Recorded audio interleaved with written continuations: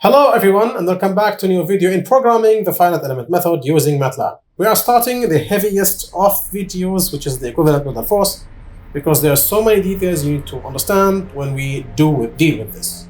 However, I think that step by step we can arrive at our goal, so we shall take our first steps into calculating the equivalent nodal loads. And we're going to start with the linear concentrated loads. I just noticed that this is incorrect. I need to modify the name of it. For now, let me continue my introduction.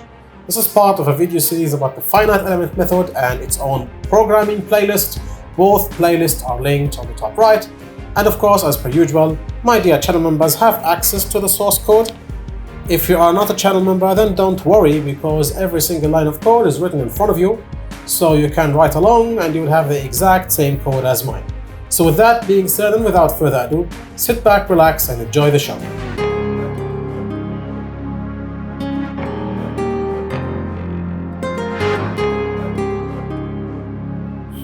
Okay, I realized that's a mistake here. This should be linear linear concentrated. So concentrated, not distributed. For some reason, I was writing distributed here. And this is distributed, right? Yeah, right. Okay. So here, we're going to ask the controller to calculate the equivalent nodal loads. Okay? Why? Because the calculation of the equivalent nodal force, you would think that this is an ability that the fembar has. No, it's not an ability that the fembar has, so I'm not going to program it in the fembar, and it's not an ability that the str line has, because I'm not going to program it in the str line. It is a function that needs both the fembar and the str line to work, because we need to know exactly where the load is and whether it is on a fembar or not.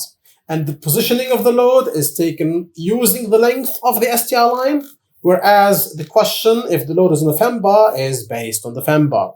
And because multiple objects are required to program this, we are going to put the ability or the function of programming this stuff in the controller rather than in a certain object, because multi-objects are included in the calculation of the equivalent nodal loads.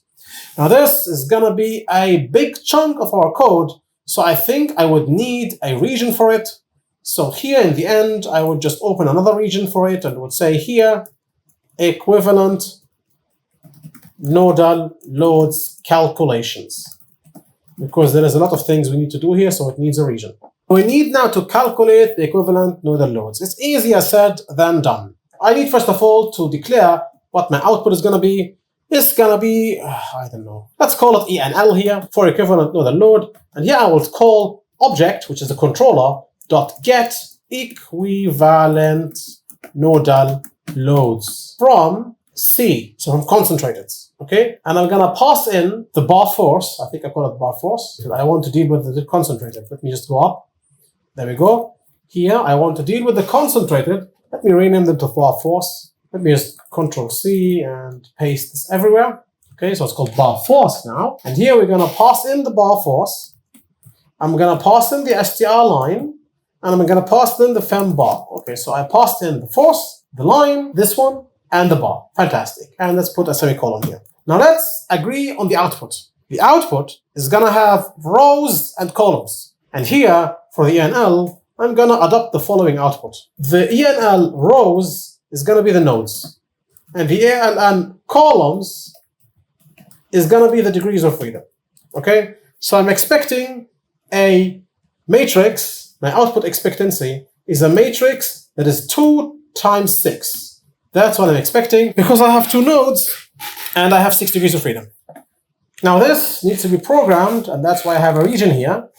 I might start with it next video. But let me first of all declare what I want here. So I need to get the equivalent nodal force. I pass in the force and the str line.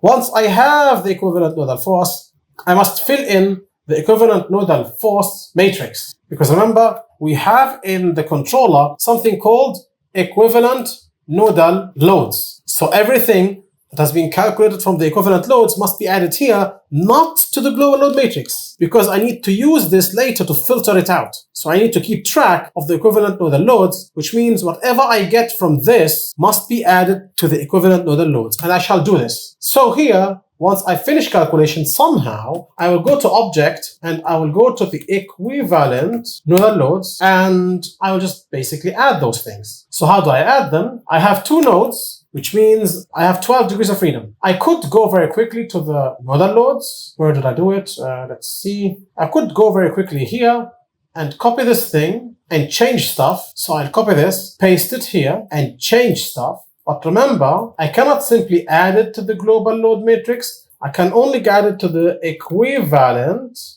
nodal loads. This means that everything of those will be changed.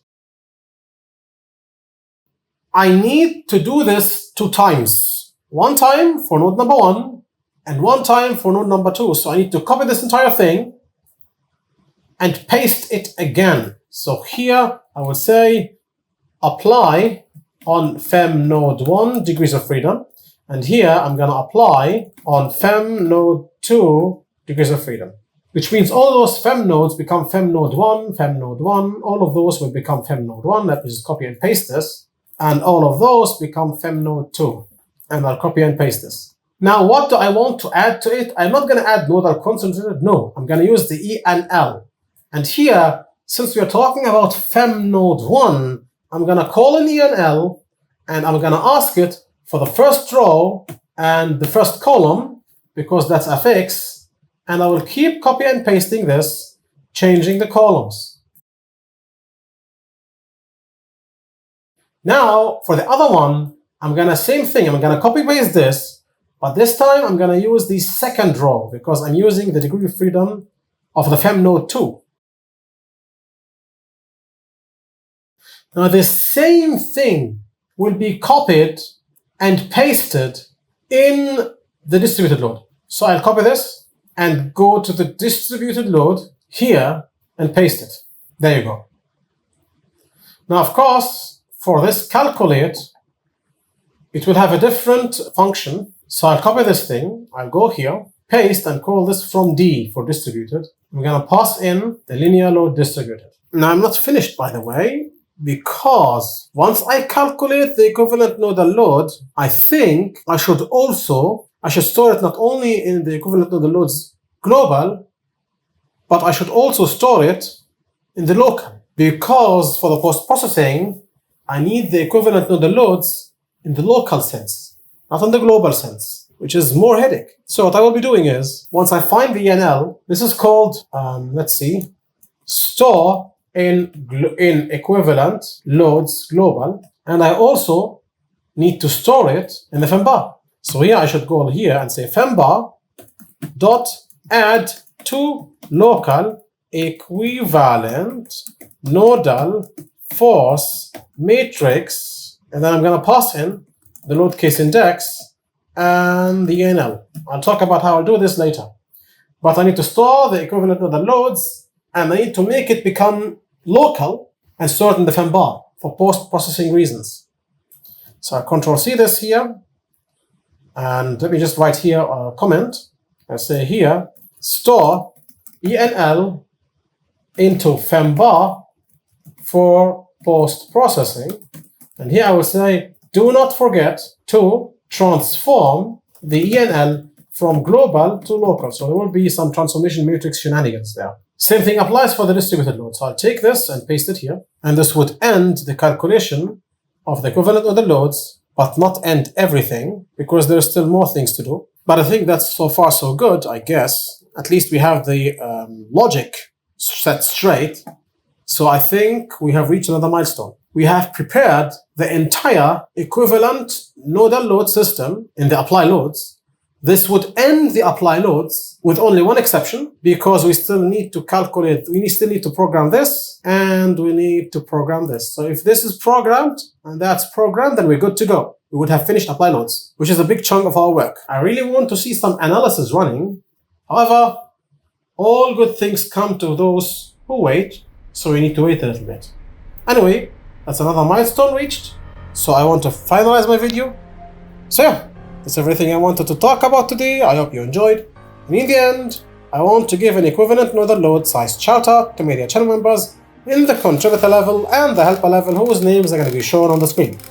I want to thank them from the bottom of my heart, as their support of the channel is priceless to me and enables me to provide you with videos hopefully on time and with a certain quality I try to achieve, and for that I am forever thankful.